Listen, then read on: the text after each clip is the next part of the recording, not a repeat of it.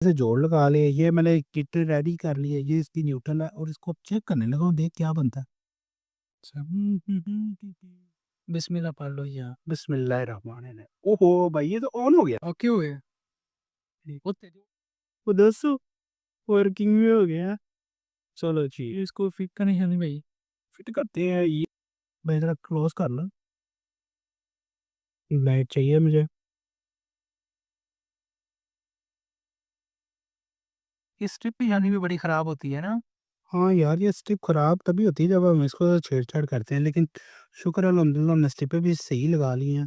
अब दूसरी लगाने लगे हैं तब पता चलेगा सही करते हैं कि हम बाकी भी खराब करते हैं। ठीक है, लगाऊं करो जल्दी।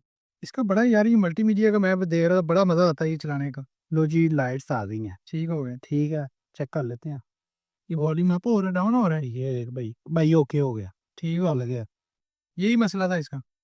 डेट था, हाँ अब तो ऑन हो गया, खराब चीजें भी ठीक हो गई हैं भाई। ठीक हो गया। ये देखो, ओके।